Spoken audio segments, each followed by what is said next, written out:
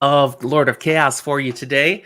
3 chapters because, as Zach was just saying to me, not a lot happens. I mean, I there are some things that happen here. It's gonna be worth watching, but Yeah, for 3 different chapters, we somehow have some of the fewest POV shifts in a little while. It's a little strange. a little strange. But we'll enjoy it.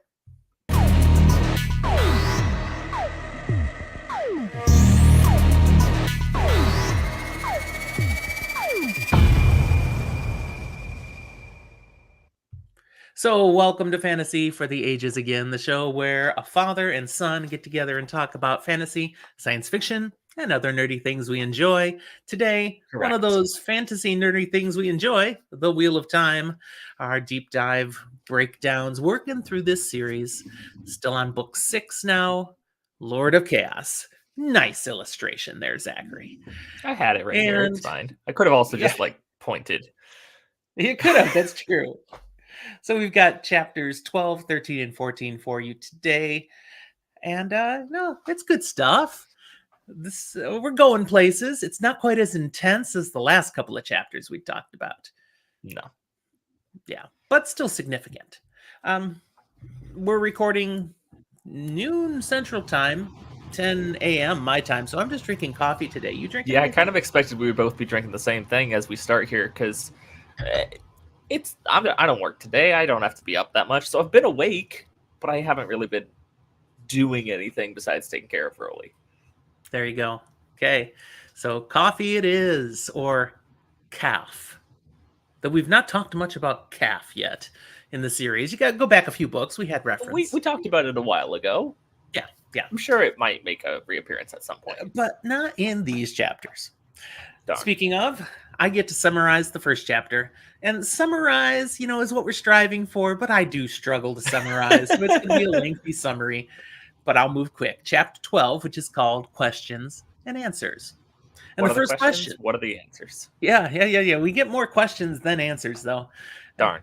The first question is, what is Tarna Fear, the emissary from the White Tower, talking with the Saladar leadership about? Oh, yeah, because last we saw she showed up from the tower and she was like, I've got a message from Elida in the tower. And Right? it was like, oh no, is this going to be bad? And she's been sequestered in the Little Tower, the particular building in that they chose as their seat of power in Saladar. And no one else has seen her. Just, the top Aes Sedai, the sitters, and, the powers behind the sitters are the only ones who've really had access to her. And there's been warding around the Little Tower. Why would you need warding? Most notably, when you're in a situation like this, surrounded by a bunch of other Aes Sedai, it's a warding against eavesdropping. And not just, hey, they would do that? It's a little silence bubble and people walk up to it and they can't hear in a mundane way, but rather we've seen, even going as far back as to book 1, Moraine and her little trick. Some Aes Sedai do know certain weaves and tricks that let them eavesdrop from a distance. From a distance. So This is a way that is pretty well known and taught to be like, hey, shut all that down. But, putting wards out like that is really partly a slap in the face to everyone else. We know you would try to listen in and we don't trust you. Well, but and the truth is, the thing. We know you would try to listen in and we don't trust you. It's the last part of that statement that is a problem, really, because it's saying, hey, you would try to listen in, but we're also saying we get to make this decision. You don't. We don't trust you to act with whatever information. We want to only give you the information that we want you to have from this. Yeah. Now, Elaine and Nynaeve, they've been a little tense over this because they don't know where this is going to go, what's going to happen. So they've been utilizing their ace in the hole, the Forsaken Mogideon, who is their servant that's been with them. Technically, just this, what's the word?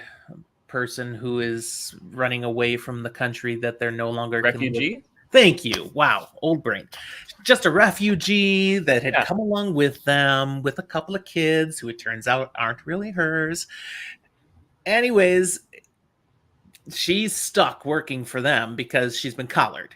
Okay, she Yeah, they has been use a some dom. Shan tech power vibe stuff to Yeah, enslave her. It's not cool, but it's kind of good because she's bad. she's so bad, so bad. Yeah, It's a morally gray it is. situation. Not Deontologically, that her it's badness bad. is. Her badness is not morally gray. She is bad. No, but Totally like bad.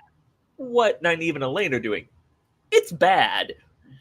But in a So utilitarian perspective, it's good. so they've been using her to come up with discoveries that they get credit for, things that they can do with the power now that people didn't know about before. One of the things they've been trying to do now is use something to eavesdrop in ways that other Aes Sedai don't know about. Apparently, there are ways you can do that, but Moghedien is not the most giving of people. I mean, she will help them. She'll tell them what to try, but she doesn't necessarily tell them everything. Moghedien could listen inside that ward just like that if she wanted to. She keeps giving them things they can try that are different than others do, and none of it's worked yet. They can't hear through the wards. And Moghedien's just like, well, there's lots of different ways the ward might have been created. I mean, you're not letting me actually check it, so I can only speculate and give you things to try. Which is very Aes Sedai of her, though she would probably spit at that because she's not lying, but she is twisting that truth. Right. So Moghedien is helpful, but not so helpful. Elaine is also frustrated because they've got to stop working at it now. She's got to move on to her teaching duties. And she doesn't like these teaching duties.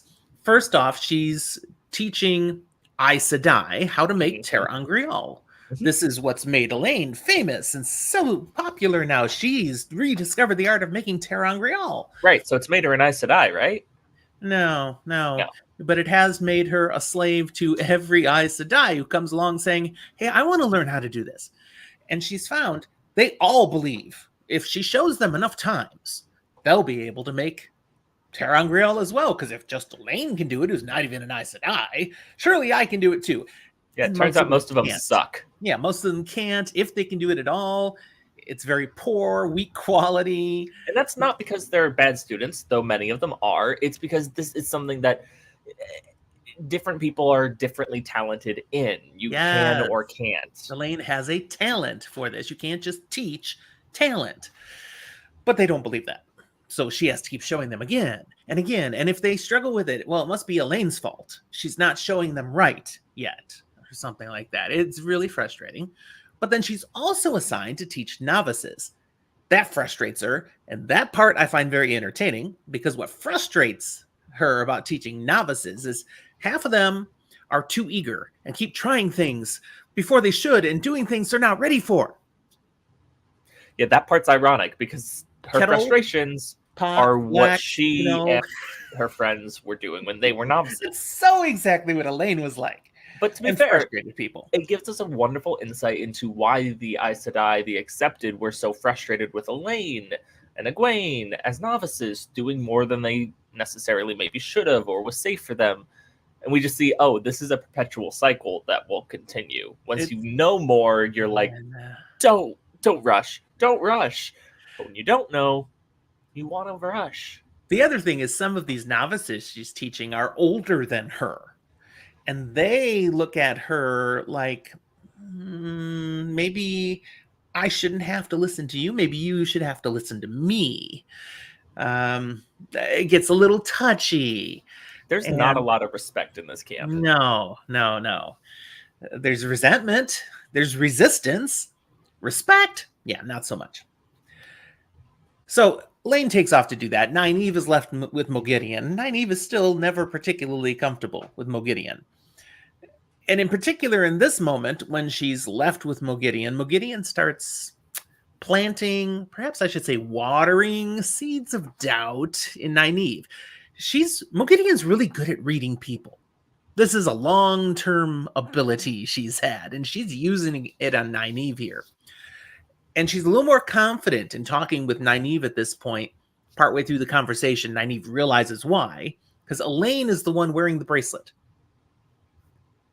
So Elaine's the one that could do something to Moghedien. Nynaeve can't right now. Mm-hmm. What Mogideon basically brings up is, maybe you guys should be considering getting out of here and going to Rand off in Camelin. Because, Elaine could be queen, and you could, elevate yourself by being close to Rand al'Thor, being his advisor. It'll raise your status with all the other Aes Sedai.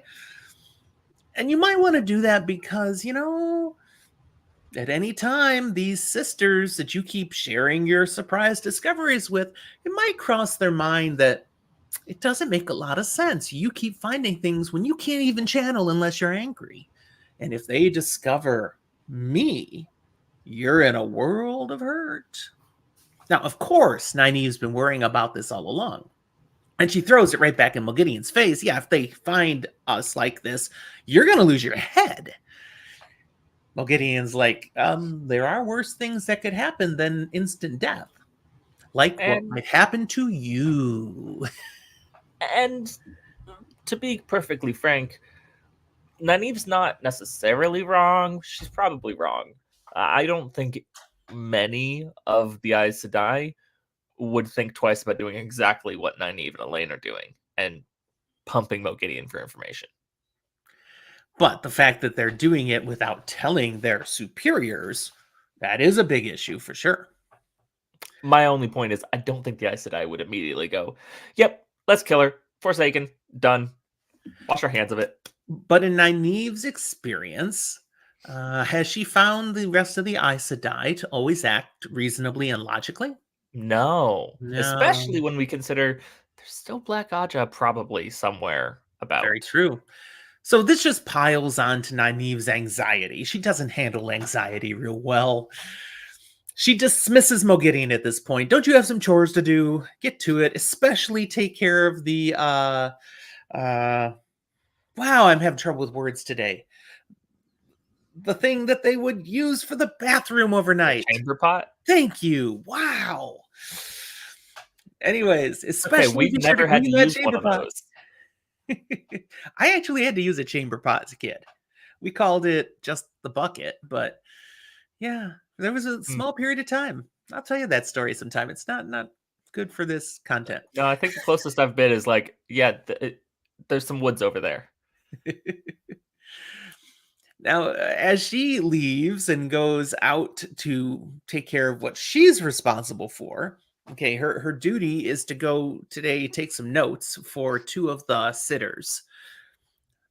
We'll get to that a little bit. She's supposed to go straight to that work. Doesn't really want to. First, she has something else now on her mind because of what Mogideon planted in her head.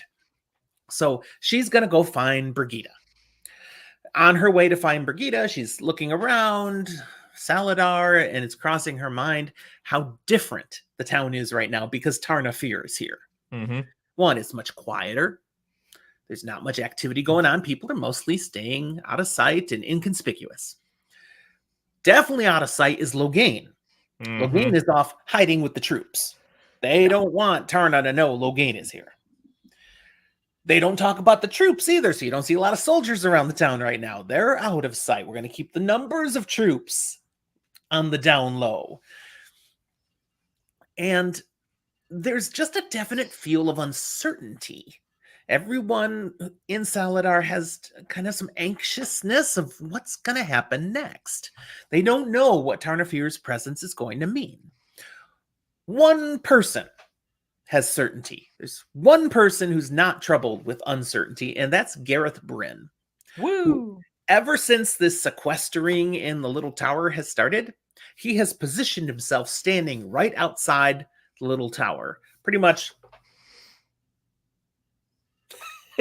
waiting for someone to finally tell him what's going on. And he has a purpose here.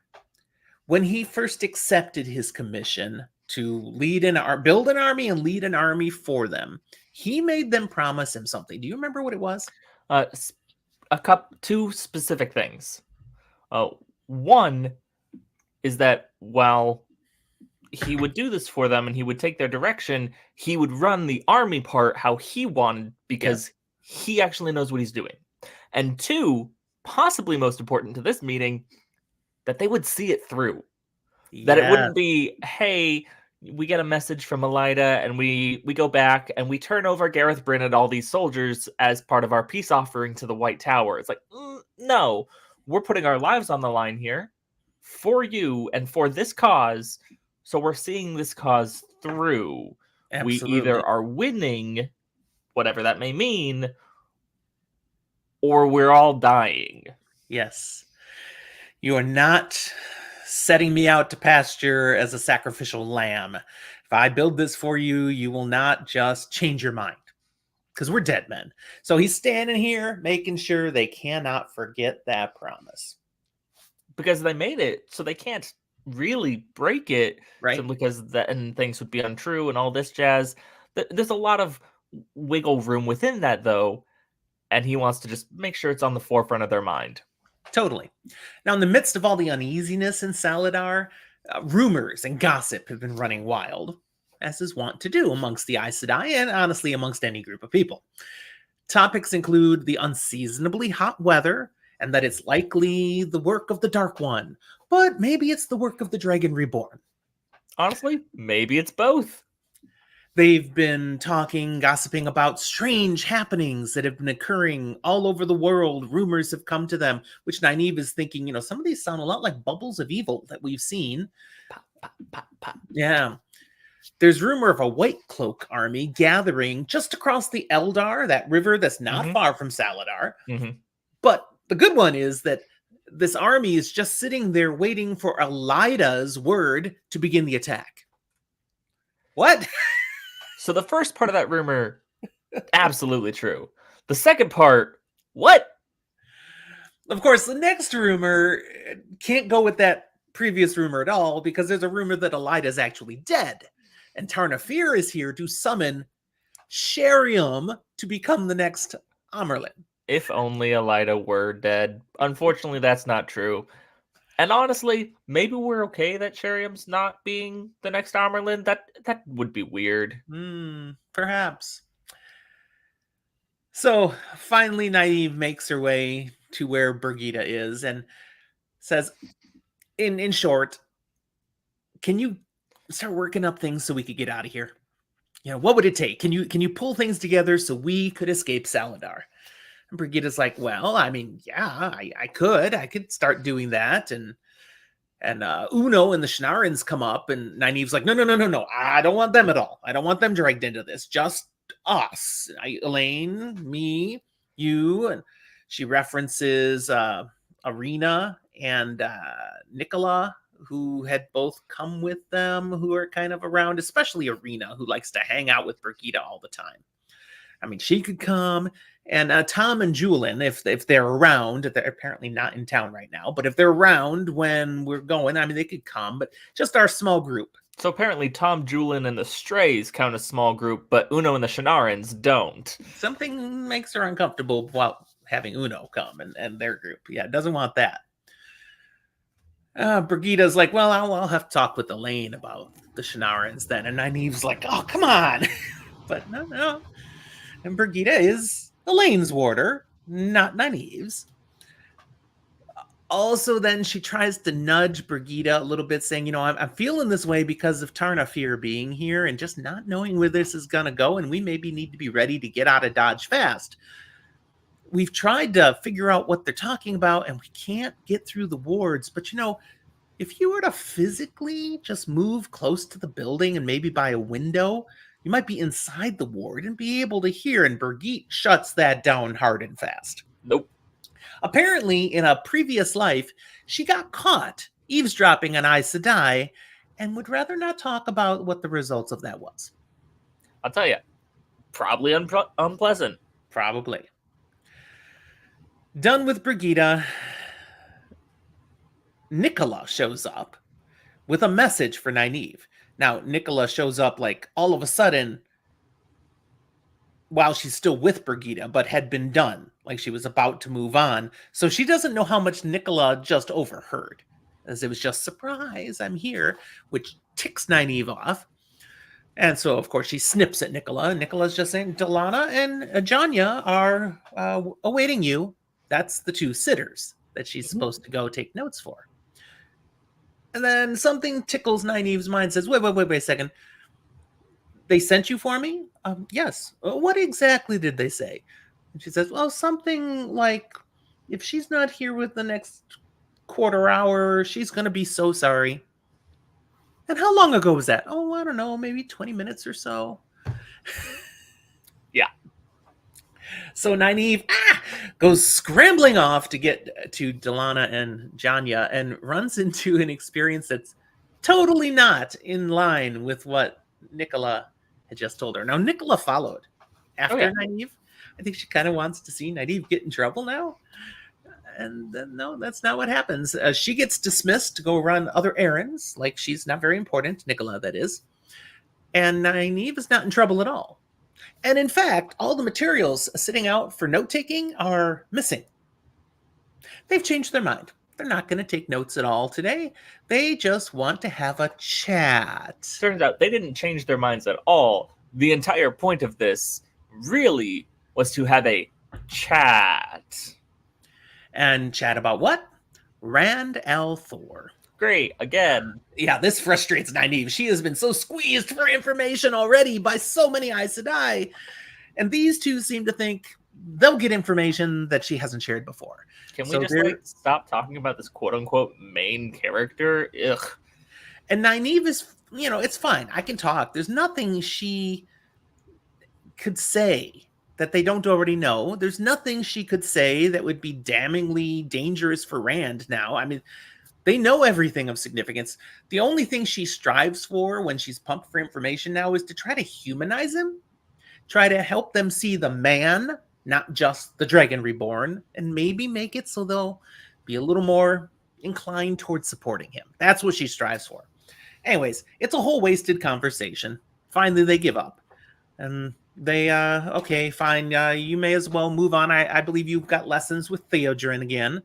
Ooh, that fun stuff, trying to break her block. She just loves that stuff. Yep. But she does make a comment,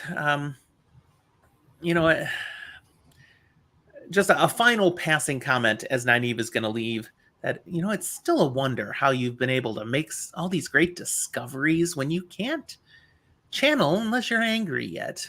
That really is a puzzle.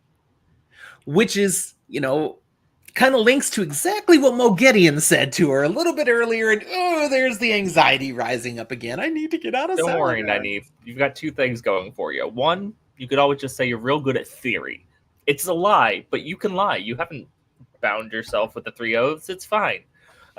Two, you have a reputation for being angry a lot. Like, people know that you are not a happy-go-lucky person. Like, you're fine. Yeah, that's true. All right, so Nynaeve is off to her lessons with Theodrin. She's supposed to meet her at the building Theodrin stays in. But she has to pass the little tower to get there. Theodrin's house is a little further down the street from there. So with all this that's in her head, and she's passing the little tower herself, she decides, what the heck? I'm going to try it. And she walks right up alongside the side of the building to one of the windows. Now, it's up above, so it's not like she's instantly visible, but she has to crouch down a little. And she just kind of hangs out there. And sure enough, she's inside the ward, and she hears something from inside this room. And what she comes upon gives her answers this time, without the question. 42. I get that. She came too late to know what they had just been talking about. She's only hearing about the resolve of it. At first, she hears a few of the Aes Sedai that are not sitters, but the ones that are the power behind the sitters. And she hears Tarnafir. So they're talking. And what she gets from this is the decision. The decision that's being given to Tarnafir that she can take back to Elaida, and that's basically that they want more time. So they're not deciding anything. They're just telling Elaida they need more time to decide their course. Okay, well, we know that much at least. It really means they're stalling. Yeah, it's the wisest and yet dumbest thing they can do here, because, like, anyone who sees this goes, yeah, you're stalling. You haven't decided. Sure, you haven't. You either have decided you're coming back and you want to play it out further so you get more advantage, or you've decided you're not and you need more time to get your preparations in order, your army ready, all these things. You don't want to start that conflict now. Now, Tarna leaves, not entirely satisfied, but those Aes Sedai are still there in the room, and they talk a bit more, and Nynaeve gets to hear about why they're stalling. Because they have a plan in place, something about getting a biddable girl here to Saladar to implement their plan, some bold move that will either work brilliantly or will end up with all their heads on pikes, either due to Elida or due to Randall Thor. But again, Nynaeve doesn't get enough context to understand what this means. Don't we worry, can talk about it later. We'll get context eventually, but yeah, that's a spoiler room conversation to have later. So then, okay, I gotta get out of here. My nerves can't take this anymore. And she turns to get away. You know, she'd actually ended up down on her knees, so she's brushing off her skirts, and there's Theodrin, seeing her right here against this wall, clearly having eavesdropped. And Theodrin doesn't do anything, doesn't say anything, other than, well, let's get to our training, girl. Interesting. And then neither see that there's a woman in the second story window who is watching them both. And that's where the chapter ends, so we don't get any context on that either. Just, ooh, mysterious. And don't worry, the next chapter doesn't give us more context. Before we move to the next chapter, let's talk on just a few of these key points from this first one. There are some legitimate concerns over keeping and using Moghedien. Yep. I mean, she is they're playing with a rattlesnake, you know, the venom that they can squeeze out of her has some usage, but this can go bad anytime. She's going to keep giving them just little bits of rope at a time until eventually she's giving them enough to hang themselves. Yeah. And, you know, at any point, someone may figure out there's something odd about this woman. This, what's her actual pretend name? It also starts with an M. Merrigan, I can't remember exactly, but she still technically takes care of those two boys that she brought with her for refugee cover. Mm-hmm. They don't talk to anybody. They're very quiet. But what if they start blabbing at some point? She's not our mom. I mean, there's some loose wires here. Well, there's potentially loose wires. The not so great underbelly of that is we don't actually know what she did or didn't do to those boys before they put a collar on her. True. I definitely enjoyed the hilarity of Elaine being frustrated over having to teach novices who were doing the same thing to her that Elaine did to others. Mm-hmm. I mean, the hypocrisy, but it's a very natural thing. You mentioned it's kind of like the process. Often teachers want to slow down the pupils because they know what dangers they might be putting themselves into. Any chemistry teacher in a lab understands this completely, because if you don't slow them down, they will blow up your lab. Or at least they could. And there's no real way to know and gauge how on top of it is this student. Are they just brilliant and they are capable of moving faster and further along? Or are they going to end up hurting themselves and causing enough harm to themselves that they no longer can continue? Which is always a concern, especially here with channeling. If you push too far, too fast, you could burn yourself out. Yeah. Gareth Bryn, great piece of this chapter. He is just this stoic guy who knows that this is not a gray situation. This is black or white. You're either going to keep your word or you're going to screw me. At this I'm point not going to let you screw me without, oh, no, we were making a decision and it just happens and we weren't intentionally throwing you guys under the bus. No. We're right here. Hello. At this point in the series, he is done being loyal to people who end up tossing him aside. He's been screwed over. He's been hurt before. And he's just like, I'm too old for this shit. We're not doing it. He's been screwed over. There's double entente there. Mm-hmm. Yeah. Okay. Not doing this again. And then the very end, that this plan that the Aes Sedai have with this biddable girl, it is so typical Aes Sedai. The little bit they they actually say that they have a scheme in place. They're going to bring someone in that they can manipulate and do something to enact plans that will be perfect for what needs to happen. Like, there's not even really enough there for us to speculate without spoilers yet. But I notice their confidence. These Aes Sedai always think they control everything. I'm going to go a step further. Their hubris. Because we know that it is misplaced. Yes. Yeah, totally. All right, those are the things that jumped out for me in this chapter. Anything else you'd touch on? And I think we covered the important things there, save for Nicola's an interesting character that we haven't really talked much about. Right. And she always seems like backgroundy. Yeah, I didn't want to spend a lot of time talking about her, but I wanted to make sure she got referenced. Yeah, I want to highlight just briefly, be like, keep your eye on her. Because there's more than we ever really get to see going on there. Right. We do know that Nicola, she's training. She's a novice now. She's training to be an Aes Sedai, and she's showing a lot of promise. It's about what we know right now. Arena is another one. I just kind of made sure I threw her name in. Mm-hmm. She doesn't have any channeling ability, but she's training in a different way by hanging out with Brigida. She, was a kind of hunter for the horn type. She wants to be that tough and capable, handle herself type. These two, keep your eyes on them. Yeah.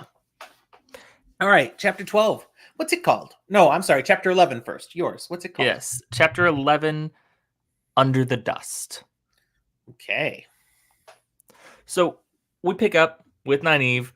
We kind of skip through most of her lesson, most of what was going on with Theodrin there. But we hear that Theodrin's been abusing her. All in the name of trying to break the block. Today it was the ice bucket challenge. But yesterday it was probably like straps. Tomorrow it's planned to be a bed of nails. I mean, it's just different things to try to overwhelm sensation, And it's been so effective so far. It hasn't done diddly squat. Nynaeve's getting upset sometimes and sometimes able to channel because of that. But that's just reinforcing, not breaking the block. Right. But regardless of what Nynaeve thinks and how she's like, why don't we just move on? Why can we leave this alone? Theodrin's just going to keep doing the same things, keep abusing her, keep running her through novice exercises that Nynaeve is way beyond when she can actually channel. Yeah. And it's just an exhausting, both physically and emotionally and mentally, arduous time for Nynaeve. But as she leaves, Theodrin basically says, okay, so your next lesson, it's going to be tomorrow, except it starts now, because what you're going to do is you're not going to sleep. No sleep for you. I want you exhausted. Sleep deprivation. And Nynaeve says, fine.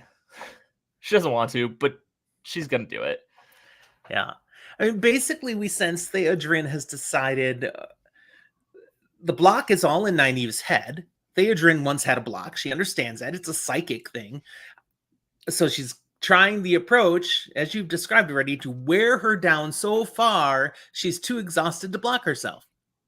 Her inhibitions will fall apart, and she'll just be able to channel. So that's what we're going to try now. Just totally no sleep for you. So Nynaeve gets back to Elaine and home base tent, and they're talking. Nynaeve informs what's going on, what she overheard with some eavesdropping, and Nynaeve's like, I don't know. Maybe we should get out of town. Let's make a run for it. I talked to Brigida. We should be going. We go to Camelin, that your home, that could work out. And Elaine's like, no, are you stupid? Stop. Don't do that. But before they can get too heated and too far into it, who would walk in but Tarna Fear, the emissary from the White Tower, who finished up with her meeting and then apparently just decided, yeah, I'm going to go talk to these two people who are not random people. I'm specifically going to talk to these people.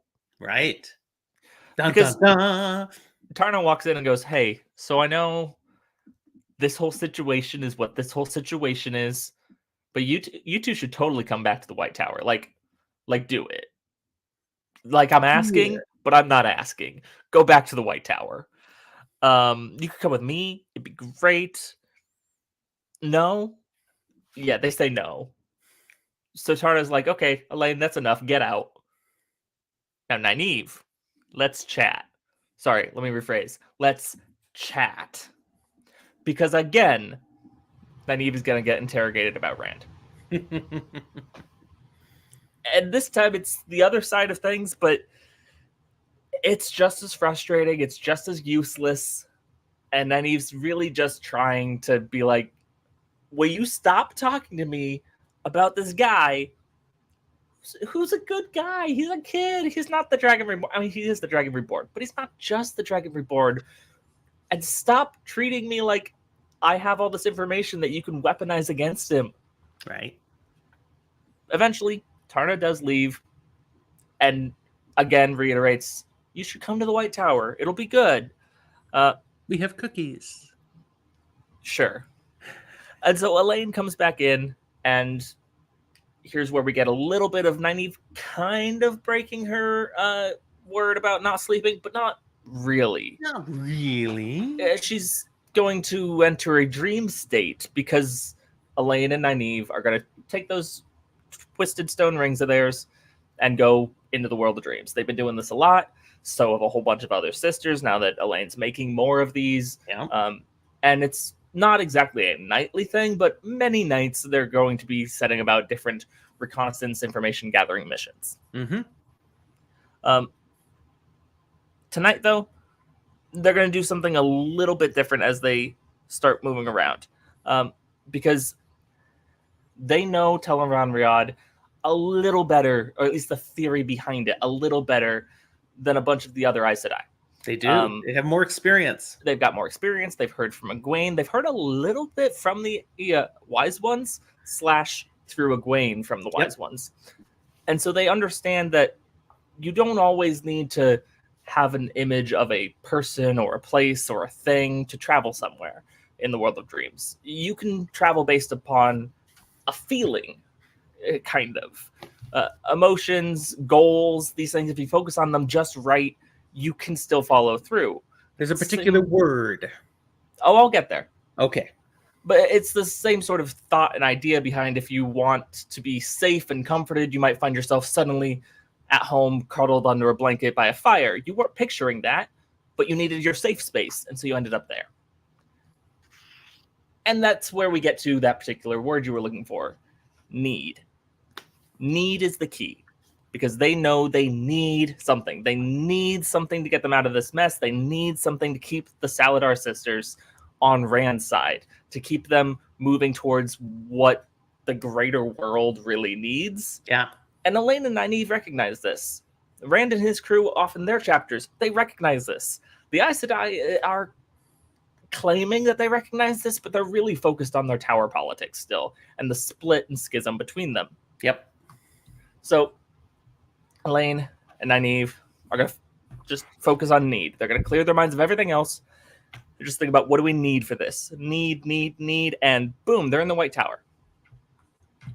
Well, that's not very useful. Guess we needed to be here for something? They kind of know that to a certain extent, but they don't really know what brought them here. There's Egwene. Oh, Egwene's not there. What? Egwene there? It's a weird moment. Yeah. But they reset their search filter parameters. They say, the White Tower, we get it. That's an issue that needs to be tabled. It's not going to help us with what we're thinking about right now.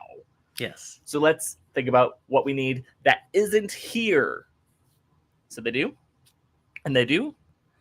And they end up in this big, dusty storeroom. It's dark. It's weird. They're like, what are we doing here? There's this bowl sitting there. That feels important. What? And they trace their steps out and travel around a little bit, searching to figure out, what are we doing here? What is this? What's going on? And Elaine is able to let them know, hey, this is Abu Dar. Yeah, it's on my map. Which, right there. Admittedly, not that far from Saladar. No, not too far. It's not super close, but in terms of distance, it's way closer than, say, Tar Valon is. Correct. Or Tar Valon. Yeah. And so they know, okay, whatever this bowl thing here is, which it's got to be like a Terangrial or something, we right? Must need it.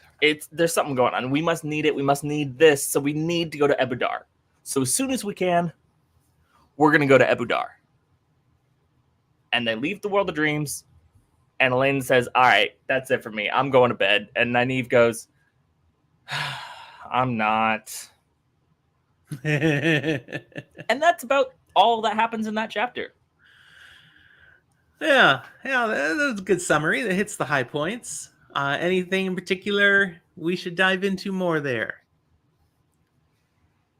Without getting too spoilery? That's always the problem, isn't it? Here, I'll put it on you to see if you can dissemble well enough. Why'd they go to the White Tower first? What possibilities could have brought their need to the White Tower at this point in the story? What could we be speculating? Man, I don't have anything specific coming up there. What's in your mind there? I just wanted to partially do that thing where you put things in there where it's like speculate, but without reader knowledge. And I'm like, that's evil. Because I don't know what I first thought. I mean, it could have been they needed to see that Egwene was there. Could have been they needed to see that Egwene was there. Could be or that they could have needed Egwene. Period. Could be that to really support Rand and focus. Here's the wild part: to focus the Aes Sedai on supporting the Dragon Reborn, they need the Tower united in some way, and so maybe that's why they went to the White Tower, not as a go back to the White Tower, but as a symbol. Could have been. I think all the things we said are valid, and also not why we ended up there.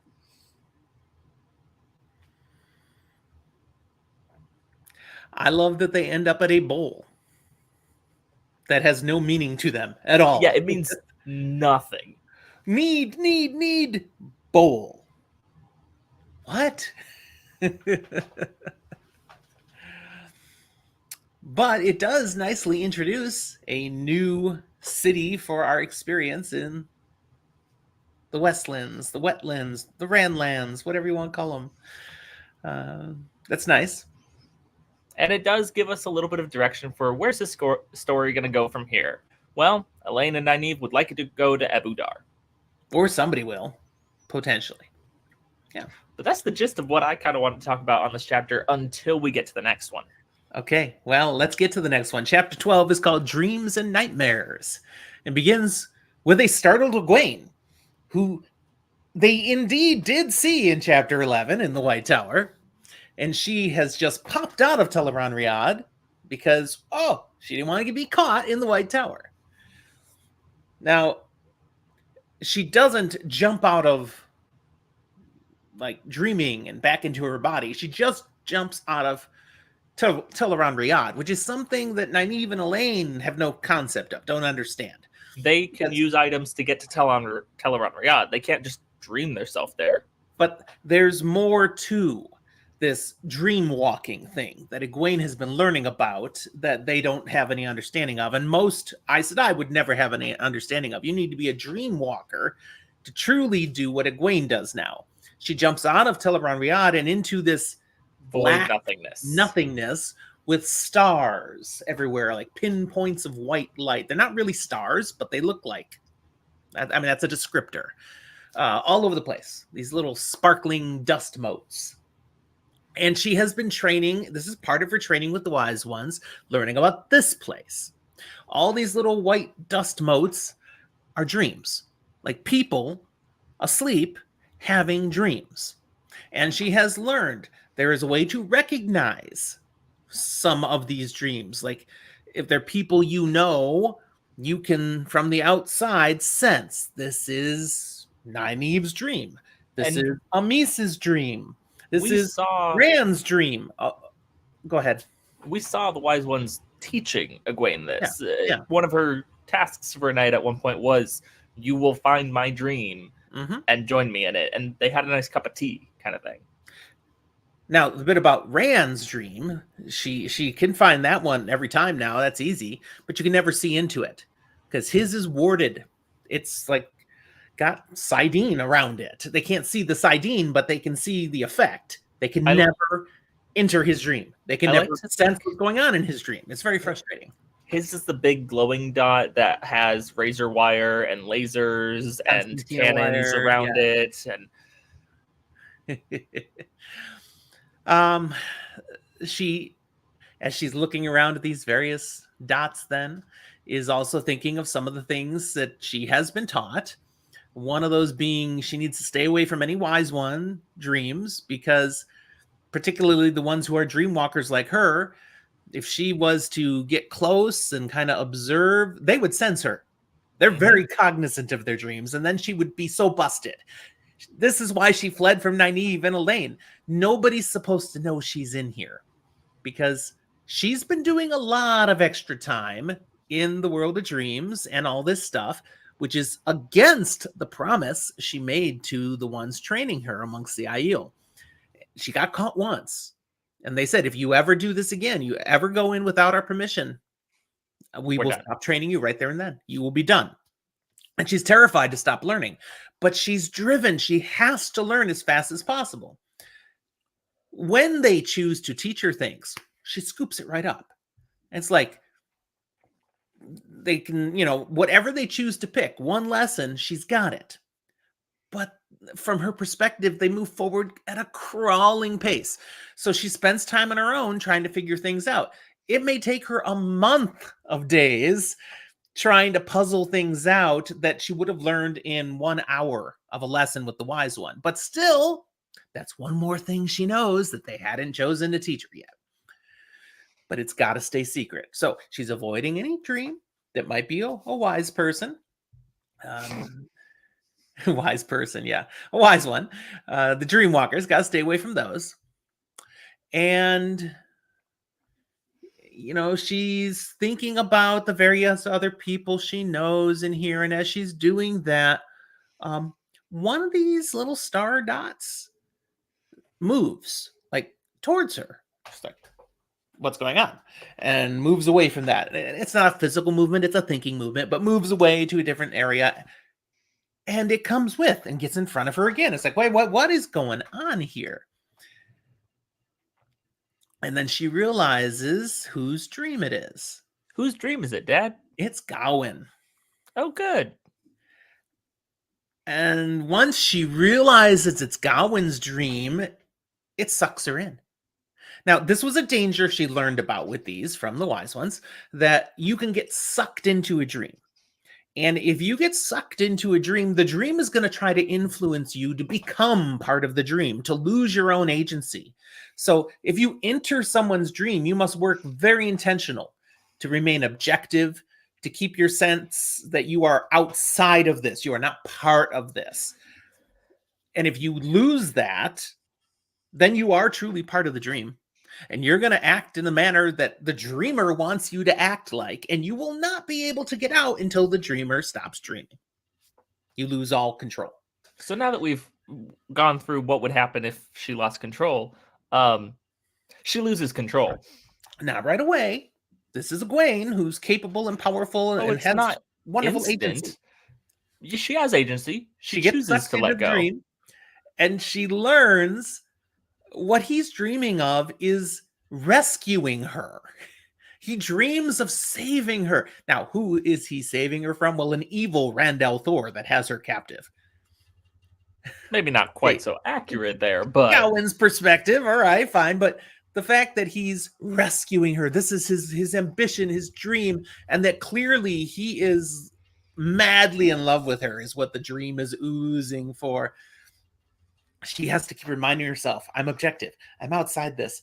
And finally, in the end, she's just like, well, would it be so bad to succumb to this and just experience what Gawain wants? Look, and as soon as she thinks that, yeah. The love and not exactly love, but related things that go with, especially that probably take place in a dream, It's not a bad thing for Egwene to want to experience here right now. We get the perspective that this scene now shifts to soft porn and we fade to black.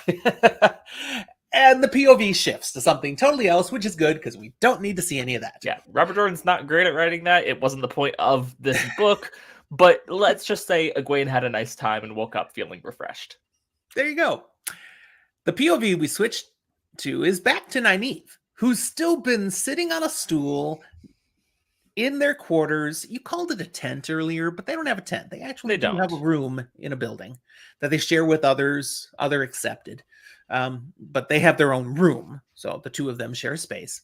And she's in this, just sitting on a stool, hoping to stay awake, trying really hard, continually, starting to nod off, but she's been awake. Elaine's just sleeping there next to her. But both of them come to considerable alertness when they hear a scream somewhere out there in the night. Elaine's like, well, what? Nynaeve, same thing. And they leave their quarters to see what is going on. And outside their room, they find other accepted being attacked by inanimate objects. Literally, there's a bed sheet strangling two of the girls. Mm-hmm. Which Nynaeve goes to try to start helping with and is really struggling until Elaine just channels. And okay, we took care of that. Be nice if Nynaeve could channel. But she couldn't at that point. And of course, they realize what's happening here is Saladar is being struck by a bubble of evil. They've seen this kind of thing before. Inanimate objects start doing things. They get out of the building now with the girls they have gathered around them, and they find one of the guardsmen, soldiers, whatever, dead on the ground with an axe in his head that clearly had come to life, and hacked him to death. It's not good. They're not out very long when an Aes Sedai comes up to them and says, link with me. Basically, grab as much of the one power as you can, but then open yourself and let me. Basically, be my batteries. Yes. And she does note, oh, and good, Nynaeve, I see you're channeling right now. And Nynaeve hadn't even realized that she had gotten angry enough at all of this that she was hooked to the power now. So she gets to experience this as part of this too. And the amount of power that is able to be harnessed through a circle, through them connecting, linking. Now, Nynaeve can't do anything with it. It's the Aes Sedai who's guiding the circle that control all the power, but Nynaeve can feel the flow. She can see what's happening, and it's amazing to her. It's like, I would want this. This one is of those cool. Great things where you mentioned Aes Sedai, but you didn't call her out by name. I believe it's Anaya here. I think you're right. She's talented. She can do all these things and is good at them, possibly more so than Elaine or Nynaeve would have been on their own, but nowhere near their strength. Right. So fun for her to get to tap all this strength. Anaya, then, honestly, I don't remember if that is the one or not, but it could be. It sounds about right. She makes a comment of, we've been ready for this. We figured there'd be a Forsaken attack eventually, so just come on, link up. Others are doing the same. And Nynaeve's like, this isn't a Forsaken. This is and she starts to explain a bubble of evil, and basically Anaya has no time to listen to her drivel and nonsense. Just come on, we have a plan. Do this. Yeah, a dinner fork comes flying past, and it's like, nah, we can talk semantics later. So the channeling starts, and this circle and other circles around Saladar that go ahead and do this, they do manage to put all these inanimate objects down. The attack is over before too long because it wasn't an attack. And in fact, the Aes Sedai are now, when it's all calm and done, talking about what an inadequate Forsaken attack. This is really strange. Not what we would have expected. And Nynaeve again points out, it wasn't the Forsaken. Honestly, the biggest casualties were a couple of people and a lot of people's left shoes. So Elaine jumps in to help and says, yes, we have actually seen this sort of thing before. We saw it in Tyr when we were down there. We call it a bubble of evil, and just these things that happen randomly in places. And while they weren't willing to listen to Nynaeve, when it's Nynaeve and Elaine talking, okay, they at least listen. Especially when they give actual precedent. Yes. But as they talk, okay, the Aes Sedai take in the information, they process it. Part of what they process is, you're telling us we're wrong. I mean, they We are. don't like being told we're wrong, even if we are. So they dismiss Nynaeve, Elaine, all the others, basically saying, okay, off to bed now. Go to bed. And this is when Elaine jumps in with, oh, wait, but there's one other thing we learned tonight. And she wants to talk about the bowl. And they're like, whatever it is, can wait till tomorrow. Again, dismissive. Doesn't matter. Go to bed. We're done. Hearing for people who think they know more than we do. Lost that conversation before it started. You got to table that until they're ready to listen, which may be never. And that's the end of the chapter. Boom. See, not as much to that chapter as the previous ones. It's mostly the attack that isn't an attack. So let's talk about Bubbles of Evil a little bit. Did you find, was it Anaya? I believe so. I want to look up one other thing that you didn't mention in your chapter. Okay. But I want to see if I can find it while you're talking about something you want to talk about. But you hadn't found it. I thought you were looking for the name of who it was. So. I mean, I did. What I'm looking at here does say it's Anaya. Oh, okay. Very good. Bubbles of Evil. This is the first time all of these Aes Sedai have encountered like this, something like this. We had earlier rumors. They'd heard of things like this happening around the world, but just because they hear about things doesn't mean anything's real to them. Now it'll be real. It's great to see the demonstration of linking, making circles to be stronger together and to combat a powerful force that comes at them. But again, we see Aes Sedai arrogance here. They assume they know what's going on. They do not have an ability to pivot. Nope. Okay? We know what we're doing. We prepared for this. Yeah, but there's different information. Doesn't matter. Do what we planned. Aes Sedai do not train for adaptability, which is a problem. It's going to be probably a big problem continuing as we move forward.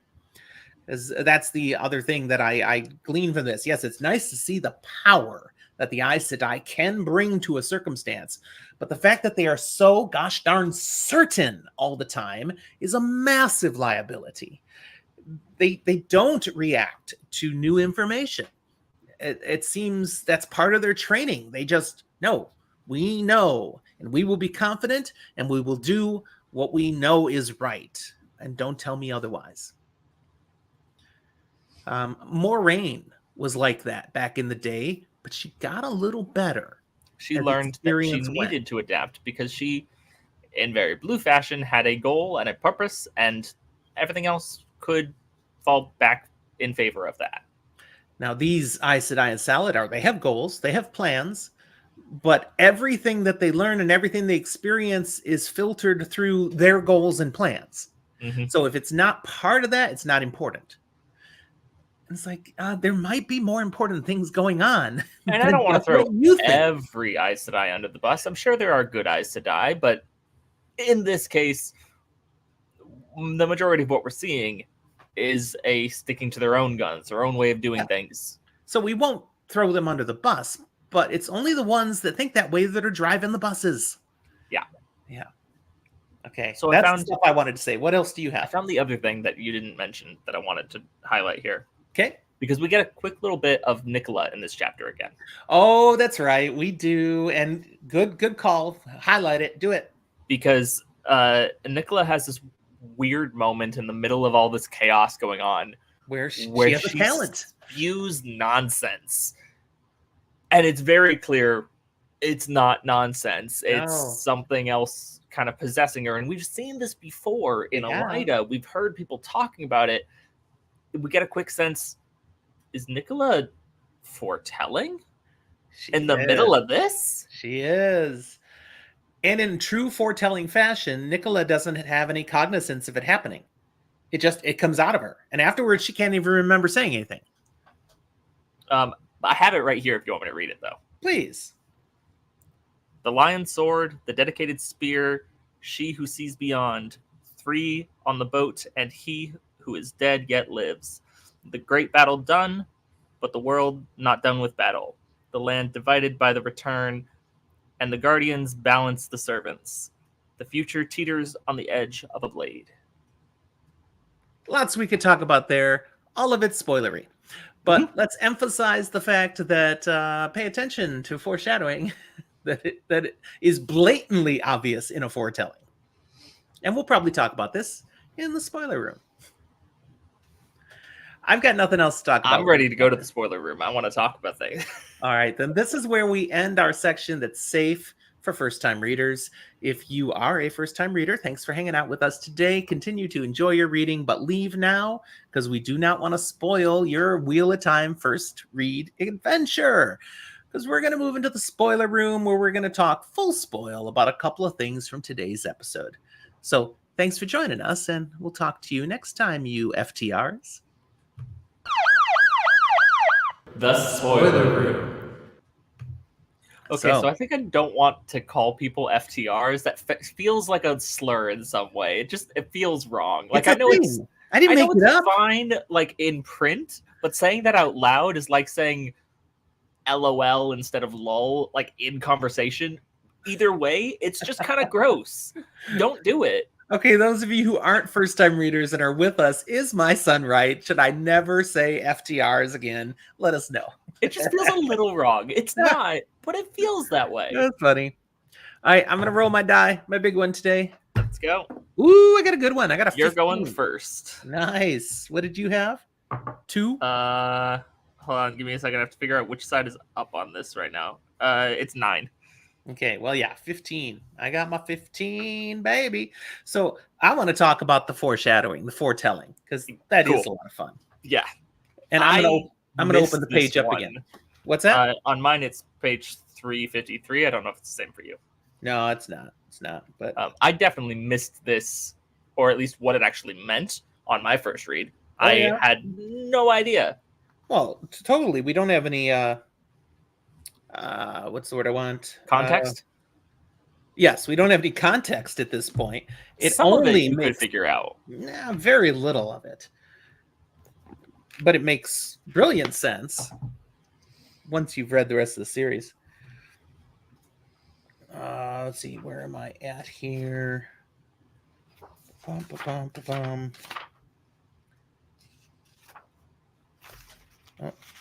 there it was. Come back. Yeah. Okay, so I'm there.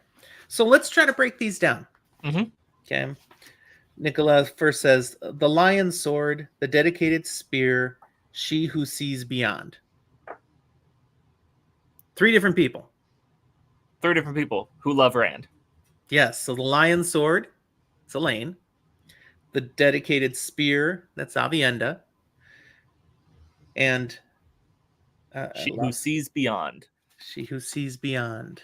That's Min. Yeah. Okay. So that was cool. Boom, right there. 3 on the boat, and he who is dead yet lives. Okay, that's talking way at the end. Yeah. That's talking Rand's body is dead, that's but an he switched endgame bodies. Massive spoiler.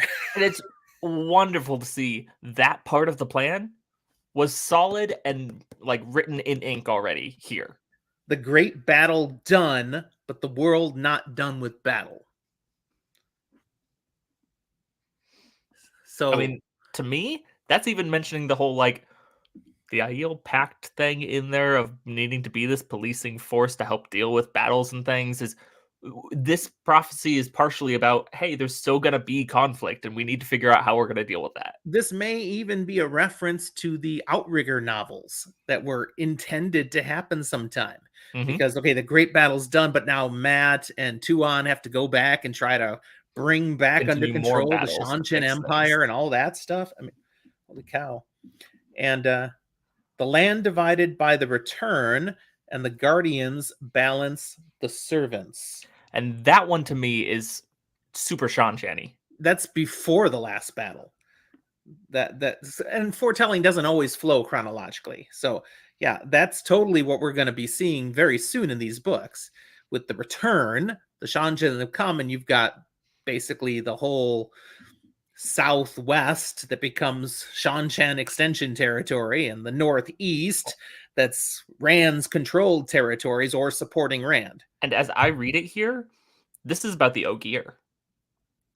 You think that's the Guardians? The Guardians are the Ogier in the groves, balancing the servants, the Ogier that they have as trained killers in the Shanshan. And when the Ogier pick up their weapons, it balances that fight more. Interesting. I don't know about that, but because you could instead look at it as the Guardians, meaning the Aes Sedai.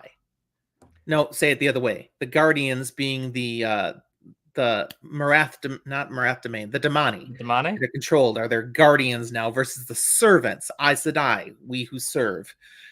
They're balancing each other out. The power. And while that's also possible, I like mine better. And the future teeters on the edge of a blade. Kalendor? It's what makes a lot of sense to me. But there's a couple of different blades that could. Or just saying things could go either direction. It's such a. But there's a couple different ones that are really important here. Kalendor being necessary for the last battle. The Ashandarai being necessary to get Moraine out to keep the future and the peace. So much in this. The ruby hilted dagger and all of its double-edged sides to be able to take out Fane and Matt being immune. Yeah. It's a really well-worded foretelling. So that's mine. That's my full spoiler. What do you want to talk about? I almost feel like I shouldn't because we were both given a lot there. But we're just going to give a quick little thing. We get it before too long.